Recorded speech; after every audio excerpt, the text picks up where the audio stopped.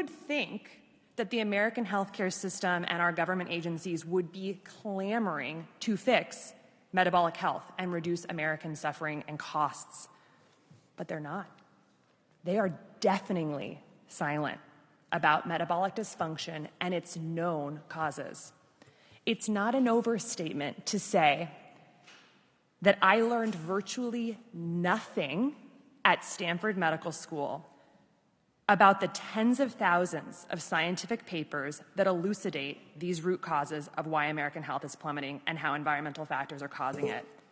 For instance, in medical school, I did not learn that for each additional serving of ultra-processed food we eat, early mortality increases by 18%. This now makes up 67% of the foods our kids are eating.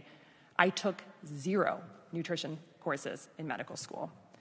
I didn't learn that 82% of independently funded studies show harm from processed food, while 93% of industry-sponsored studies reflect no harm.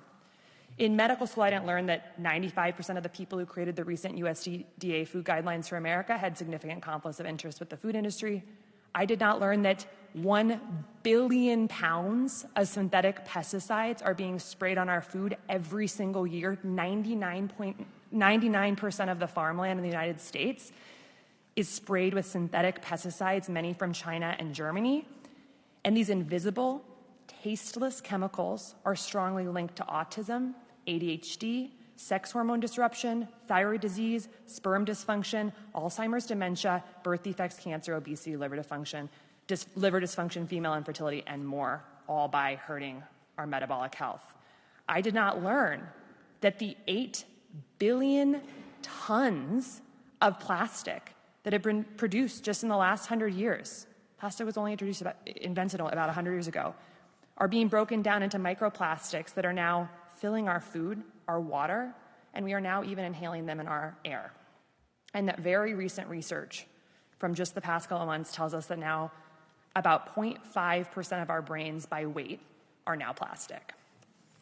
I didn't learn that there are more than 80,000 toxins that have entered our food, water, air, and homes by industry, many of which are banned in Europe, and they are known to alter our gene expression, alter our microbiome composition and the lining of our gut, and disrupt our hormones.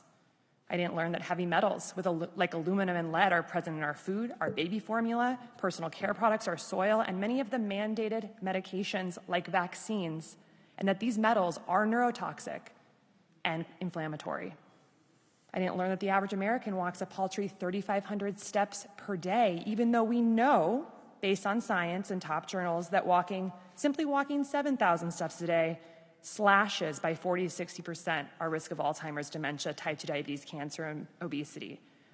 I certainly did not learn that medical error and medications are the 3rd leading cause of death in the United States. I didn't learn that just 5 nights of sleep deprivation can induce full-blown prediabetes. I learned nothing about sleep, and we're getting about 20% less sleep on average than we were 100 years ago. I didn't learn that American children are getting less time outdoors now than a maximum security prisoner.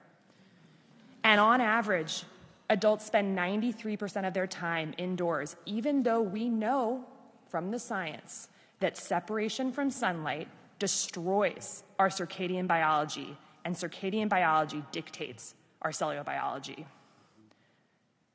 I didn't learn that professional organizations that we get our practice guideline from, like the American Diabetes Association and American Academy of Pediatrics, have taken tens of millions of dollars from Coke, Cadbury, processed food companies, and vaccine manufacturers like Moderna.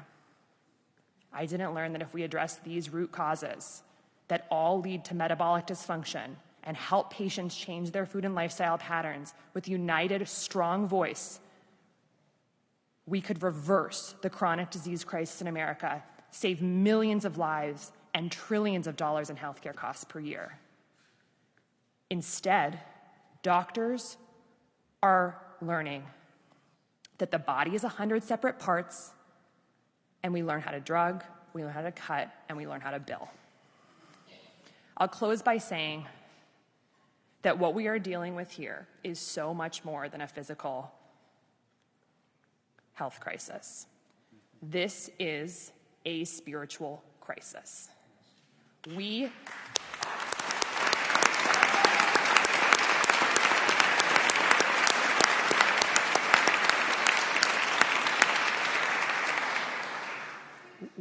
are choosing death over light.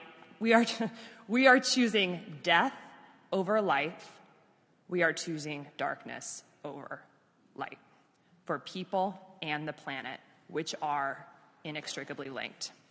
We are choosing to erroneously believe that we are separate from nature and that we can continue to poison nature and then outsmart it. Our path out will be a renewed respect for the miracle of life and a renewed respect for nature. We can restore health to Americans rapidly with smart policy and courageous leadership. We need a return to courage.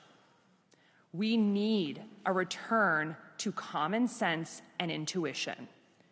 We need a return to awe for the sheer miraculousness of our lives.